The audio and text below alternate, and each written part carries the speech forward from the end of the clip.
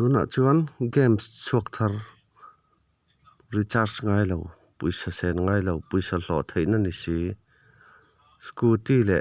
thil dang hrang hrang hlo theina ang chi kha kan soi anga uluk deuhin in lo ngai thla dawn nia i hmai me lo tur chu puisa khel ngal na tur i du chuan ka referral code thi lo hmanga a sena ka thai hi ni a referral code mang lawai lu chuan puisa khel na tur nei dawn lawa i recharge chop kha ngai dawn ni recharge ngai box sei lo scooty oven ti vel man thei tho sin engtin nge he game si ka khelang ti chu kan soi chho le nga chumi hma le chuanin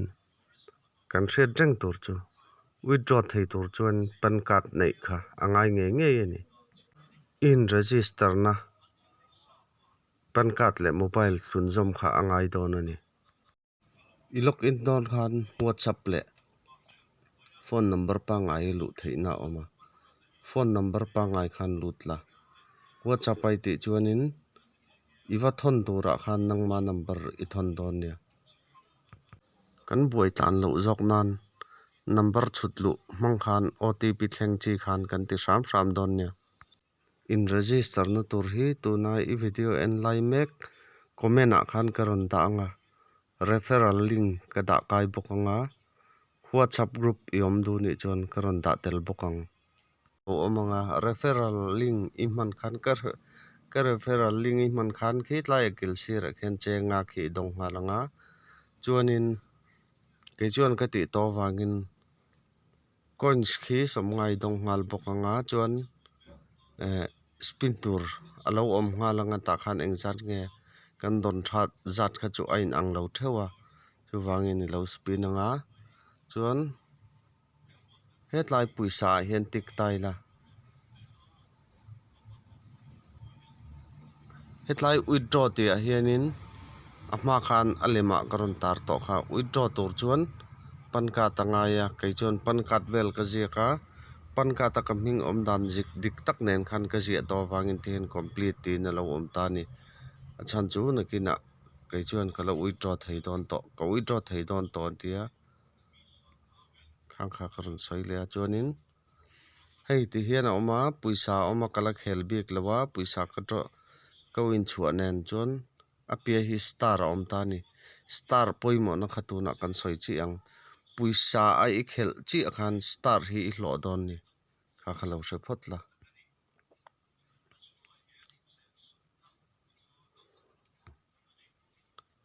chuan puisa kan khel star kan hlo kha hetlai mora hen met phei taila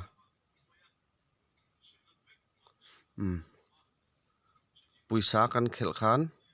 star kha kan dong phei don ni chuan star hi nei a har lawa puisa khel chuanin dona hei hetiang te hi han en ula scooty te gold coin te thil hrang hrang smart watch ti ang reng laptop washing machine hrang hrang ani chu micro oven ti vel ti tiang te hi kan dong thei anga chuanin heta kan let liang tiang kha alo nia chuanin hnuaiah kan lut thla le lokang hei tiang hian kan claim thei dan tur hrang hrang te kha lo om ta hetiang kha chu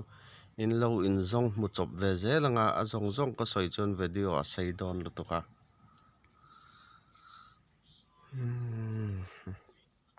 chuan hetlai kan soi le lokang keima ni kha han tik tamai la kitlai kan profile khi hetlai star chenga kanei ta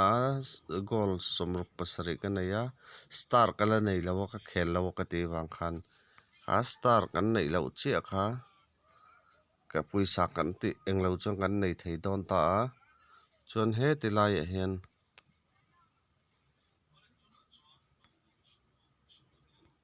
lokka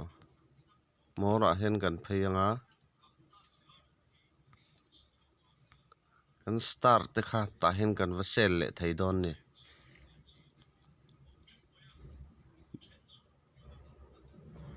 sell my star tia hian hian kan star kha kan va sell le don ni kan nei ang zat kha hi a type na oma tianga hian kan star kan hral do chuan kan type anga kai chuan kala khel tam lo wang le kala nei lo wangin ka type lo mai nga kan kha chu in the thiam mai to ra ngai ta ila kan va sell anga hei ta hian a phezeu zewa hian kan ziak nga sell kan metanga star kha puisa kan va chantir le thei ta ni mukina tikhan atlang pui chu akim thokat mai mo chuan a khel dan kha soi le lokang tuna puisa khe nei lo ta la coin stringot khe lo nei ta la coin si puisa kan va chantir le thei thau ni play ya kan lu tanga coins kha coins cheng so mai khel hianin winner ra ni chuanin cheng ni iwa dong le thei ta ni chuan heta hian cheng thu mai khel chuanin i win chuan mi pali vel ten kan khel tlang puya kan tlin lo le pathum ka tiang khan ni kan tho khom kha winner khan kan chang ta then ani tournament te oma sang sang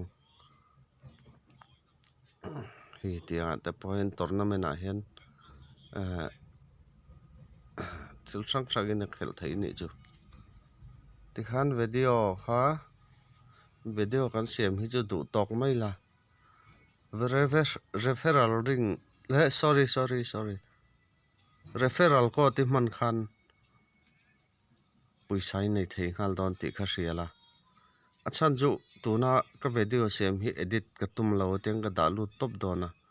chu wangin ka lo soi sol ni pon min lo ngai tam sap sam don nia